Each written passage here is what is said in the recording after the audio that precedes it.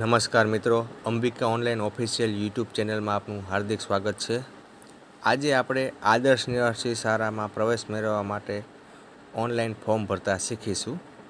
આદર્શ નિવાસી શાળામાં પ્રવેશ મેળવવા માટે જરૂરી ડોક્યુમેન્ટમાં વિદ્યાર્થીનો પાસપોર્ટ સાઇઝનો ફોટો, આધાર કાર્ડ, જાતિનો દાખલો, રહેઠાણનો પુરાવો, આવકનો દાખલો, ગયા વર્ષની માર્કશીટ, શાળા છોડ્યાનું પ્રમાણપત્ર અને બેંક પાસબુક.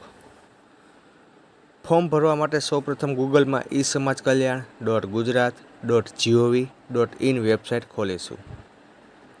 ત્યારબાદ પ્રથમ લિંક પર ક્લિક કરી તમારી સામે હોમ પેજ ખુલશે. હોમ પેજમાં જમણી બાજુ ન્યૂ યુઝર પર ક્લિક કરો. જે વિદ્યાર્થીને આદર્શ નિવાસી શાળામાં પ્રવેશ મેળવવાનો છે તેની બધી જ વિગત દાખલ કરો, જેમાં નામ, જેન્ડર, જન્મ તારીખ, આધાર કાર્ડ નંબર, જાતિનો દાખલો, જાતિ એટલે કે જાતિ, પેટા જાતિ જે હોય તમારી જાતિ એ જાતિ સિલેક્ટ કરવાની રહેશે, મોબાઈલ નંબર અને પાસવર્ડ. ત્યારબાદ કેપ્ચા કોડ દાખલ કરી રજિસ્ટર પર ક્લિક કરો.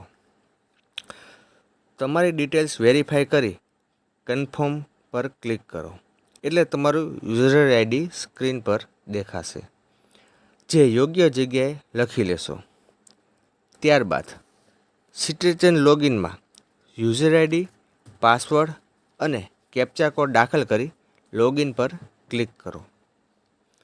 હવે વિદ્યાર્થીની બધી જ માહિતી દાખલ કરો.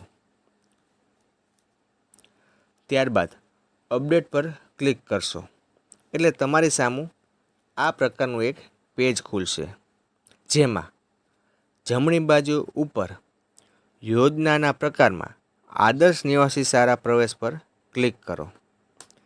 તેના પર ક્લિક કરશો એટલે તમારી સામે નિયામક વિકસતી જાતિ કલ્યાણ કોલમની નીચે બે કોલમ આવશે. એક કોલમ અનુસૂચિત જાતિના વિદ્યાર્થી માટે છે અને એક વિકસતી જાતિના વિદ્યાર્થી માટે છે.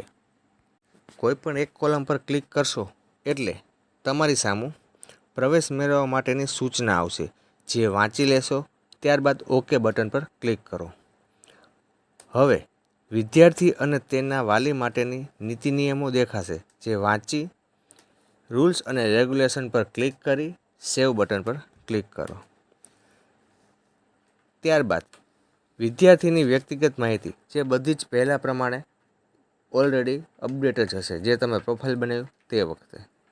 ત્યારબાદ સેવ અને નેક્સ્ટ બટન પર ક્લિક કરો એટલે અરજીની વિગતોનું 3 નંબરનું પેજ ખુલશે, જેમાં વિદ્યાર્થીનું ક્ષેત્ર શહેરી છે કે ગ્રામીણ.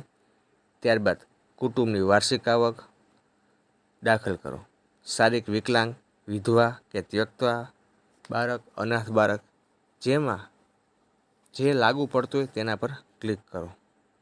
ત્યારબાદ બેંકની વિગતો દાખલ કરો.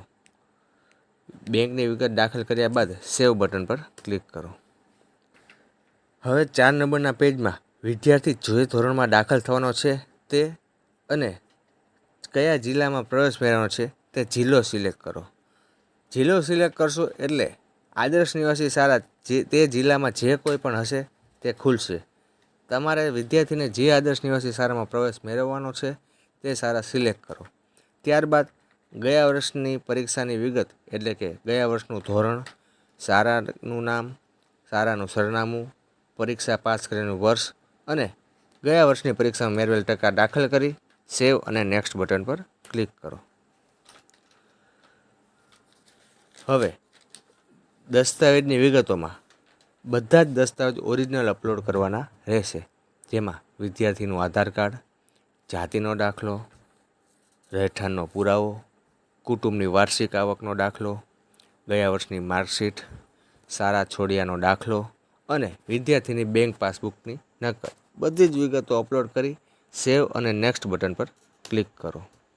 ત્યારબાદ નિયમો અને શરતો વાંચી સેવ એપ્લિકેશન પર ક્લિક. ત્યારબાદ હા સબમિટ કરો પર ક્લિક કરો.